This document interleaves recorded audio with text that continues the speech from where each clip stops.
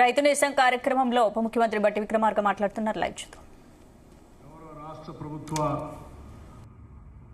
Whip Mahender Reddy గారికి, ఇంకా వేదిక మీద ఉన్నటువంటి అగ్రికల్చర్ యూనివర్సిటీ వైస్ ఛాన్సలర్ గారికి, వివిధ ప్రాంతాల నుంచి ఇక్కడ విచ్చేసినటువంటి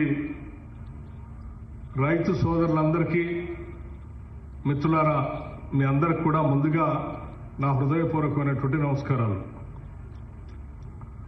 ఈనాటి ఈ కార్యక్రమం బహుశా ప్రత్యేక రాష్ట్ర చరిత్రలో చిరస్థాయిగా నిలిచిపోయేటువంటి కార్యక్రమంగా చెప్పటానికి నాకు ఎటువంటి సందేహం లేదు. కారణం, ఇప్పుడే వ్యవసాయ శాఖ మంత్రి గారు చెప్పినట్టు ఈ ప్రభుత్వం పూర్తిగా రైతు పక్షపాతి ప్రభుత్వం. కాంగ్రెస్ అంటేనే వ్యవసాయం, కాంగ్రెస్ అంటేనే ఉచిత కరెంటు, కాంగ్రెస్ అంటేనే రుణమాఫీ, కాంగ్రెస్ అంటేనే మద్దతు ధర, కాంగ్రెస్ అంటేనే మద్దతు ధరతో పాటు ప్రోత్సహించడానికి కావలసిన విధంగా బోనస్ ధరలు కూడా. కాంగ్రెస్ కి వ్యవసాయానికి విడదీయరాయినటువంటి సంబంధం ఉంది. ఈనాటి ప్రభుత్వం రాష్ట్ర ముఖ్యమంత్రి రేవంత్ రెడ్డి గారి నాయకత్వంలో ఈ ప్రభుత్వం ఏర్పడిన తర్వాత చాలా రకాలుగా ఆనాటి ప్రభుత్వం రకరకాల ప్రచారాలు కూడా చేసింది. కానీ నేను కొన్ని విషయాలు మీ అందరి దృష్టికి తీసుకొని రాదలుచుకున్నాం. కేవలం మేము అధికారంలోకి వచ్చిన నాటి నుంచి ఈనాటి వరకు ఎవరు ఊహించని విధంగా అనేక రకాలైనటువంటి ఆర్థిక పరమైనటువంటి ఇబ్బందులు ఉన్నప్పటికీ కూడా ఆనాటి ప్రభుత్వంలో ఉన్నటువంటి ఏ ఒక్క పథకాన్ని కూడా ఆపకుండా ఈ ప్రభుత్వం చాలా పెద్ద ఎత్తున రైతు సోదరుల కోసం అనేక కార్యక్రమాలు తీసుకొని ముందుకు పోతాం. దాంట్లో భాగంగా బహుశా దేశ చరిత్రలో ఎవరు కూడా, ఏ రాష్ట్రం కూడా వచ్చిన 3-4 నెలల్లో ఆ యొక్క రాష్ట్రం దాదాపు 21,000 కోట్ల రూపాయలు రుణమాఫీ చేసిన చరిత్ర ఈ భారతదేశ చరిత్రలో ఏ రాష్ట్రంలో కూడా లేదు. అది కేవలం ఈ రాష్ట్రంలో మాత్రమే జరిగింది. అట్లాగే అది చేస్తూ రైతు భరోసా తప్పనిసరిగా ఆనాటి ప్రభుత్వం ఆ సీజన్లో వదిలేసి వెళ్ళింది. కానీ మనం మాత్రం రైతులకి అన్యాయం చేయకూడదని చెప్పి రాష్ట్ర ముఖ్యమంత్రి గారి మిగతా మంత్రి మండలి సభ్యులందరితో మాట్లాడి పెద్ద ఎత్తున రైతు భరోసా వేసే కార్యక్రమాన్ని కూడా చేపట్టారు. రైతు భరోసాకి ఇప్పటి వరకు 13,088 కోట్ల రూపాయల్ని ఖర్చు పెట్టడం జరిగింది. రుణమాఫీ 21,000 కోట్లు కాకుండా.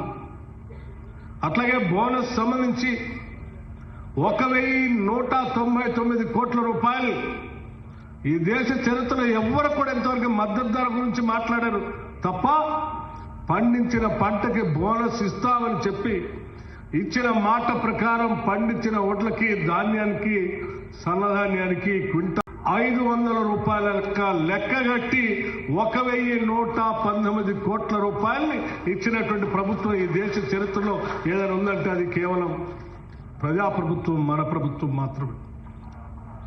అట్లాగే ఇన్సూరెన్స్ సంబంధించి గత ప్రభుత్వాలు పూర్తిగా మర్చిపోయినటువంటి కార్యక్రమాన్ని ఈ ప్రభుత్వం బాధ్యతగా తీసుకొని దాదాపు 2,181 కోట్ల రూపాయలు ఇన్సూరెన్స్ కోసం రైతుల పక్షాన్ని రాష్ట్ర ప్రభుత్వం చెల్లించడం జరిగింది.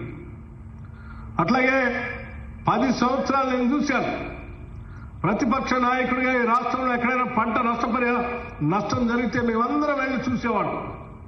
ముఖ్యమంత్రిని ఆనాటి ప్రభుత్వాన్ని డిమాండ్ చేసేవాడు.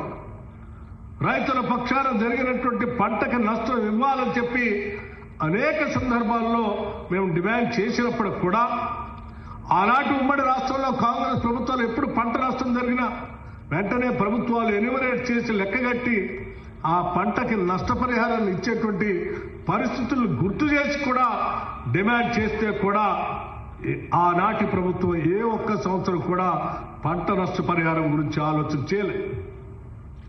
కాంగ్రెస్ పార్టీ అధికారంలోకి రాగానే ఆనాటి కాంగ్రెస్ ప్రభుత్వాలు ఏ రకంగా అయితే చేశాయో తిరిగి మళ్లీ ఈ రాష్ట్రంలో పంటకు నష్టం జరిగితే ఆ నష్టాన్ని అంచనా వేసి దాదాపు 260 కోట్ల రూపాయలు పంట నష్ట పరిహారం చేసింది కూడా మన ప్రభుత్వమే. ఇది తిరిగి మళ్లీ మనం మొదలుపెట్టాం. అట్లాగే రాష్ట్రంలో రైతాంగ సోదరుల కోసం దాదాపు 29 లక్షల పంప్ సెట్లకి పవర్ సబ్సిడీ పేరు మీద ఇప్పటికి 16,691 కోట్ల రూపాయల్ని ఆర్థిక శాఖ కరెంటు శాఖ నిధులు చెల్లించింది రైతుల తరఫున. అట్లాగే ఇరిగేషన్ సంబంధించి ఒక 11,000 కోట్ల రూపాయలు ఖర్చు చేశాం. మొత్తంగా మన పార్టీ మన ప్రభుత్వం ఈ ముఖ్యమంత్రి రేవంత్ రెడ్డి గారి నాయకత్వంలో వచ్చినటువంటి ఇందిరమ్మ ప్రభుత్వం ఈనాటి వరకు ఇప్పుడే మన తుమ్మల నాగేశ్వరరావు గారు చెప్పినట్టు ఈనాటి వరకు దాదాపు 70,000 కోట్ల రూపాయలు రైతుల కోసం ఖర్చు పెట్టాం. రాబోయే సంవత్సరాల్లో కూడా మొత్తం 5 సంవత్సరాల్లో రైతుల కోసం దాదాపు 3.5 లక్షల రూపాయలు ఖర్చు పెట్టే విధంగా ముందుకు పోతున్నామని చెప్పి మీ అందరికీ నేను సవినయంగా మనవి చేస్తా ఉన్నాను. 3.5 లక్షల కోట్లు 3.5 లక్షల కోట్ల రూపాయల్ని ఖర్చు పెట్టబోతా ఉన్నాం. ఇది రైతుల కోసం ఈ ప్రభుత్వం తీసుకున్నటువంటి కార్యక్రమం. ఇంత పెద్ద ఎత్తున రైతుల కోసం కార్యక్రమాలు తీసుకొని పోతూ ఈరోజు మళ్ళీ ఒక చారిత్రాత్మకమైన నిర్ణయం తీసుకొని ఈరోజు అగ్రికల్చర్ యూనివర్సిటీలో రైతాంగ సోదరులందరినీ ఇక్కడ కూర్చోబెట్టి రాష్ట్ర వ్యాప్తంగా ఉన్నటువంటి లక్షలాది మంది రైతాంగ సోదరులకు ఇక్కడ నుంచి మాట్లాడుతూ ఒక చారిత్రాత్మకమైన నిర్ణయం తీసుకోబోతా ఉన్నాం. ఆ నిర్ణయం ఏంటంటే ఈ రాష్ట్రంలో ఉన్నటువంటి రైతాంగ సోదరులకు సంబంధించినటువంటి అన్ని వ్యవసాయ యోగ్యమైనటువంటి భూములన్నిటికీ 1,49,39,111 ఎకరాలకి పూర్తి స్థాయిలో రైతు భరోసా సంబంధించి వారి అకౌంట్ లో డబ్బులు వేసేటువంటి కార్యక్రమాన్ని మీ అందరి సమక్షంలో ఈరోజు ముఖ్యమంత్రి గారు ఇక్కడ నుంచే కంప్యూటర్లో నొక్కి వారి అకౌంట్ అందరికీ డబ్బులు వేసేటువంటి కార్యక్రమాన్ని ఈరోజు ఇక్కడ నుంచే చేస్తా ఉన్నాం. పూర్తి స్థాయిలో ఎకరం కాదు, 2 ఎకరాలు కాదు, 5 ఎకరాలు కాదు.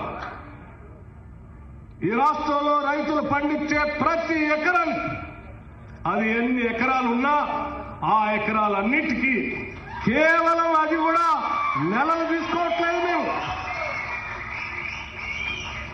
నెలల తరబడి కూడా తీసుకోదలుచుకోలేదు.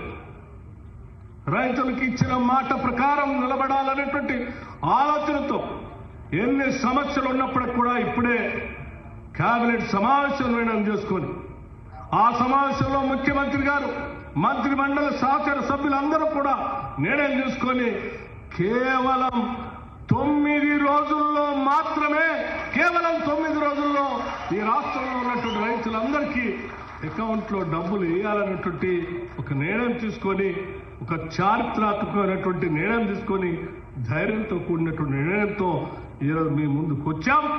ఇక్కడ నుంచే ముఖ్యమంత్రి గారు మాట్లాడటం మరుక్షణం నుంచే వారు మాట్లాడి వారు ఇక్కడి నుంచే ఆ మీటను నొక్కుతారు.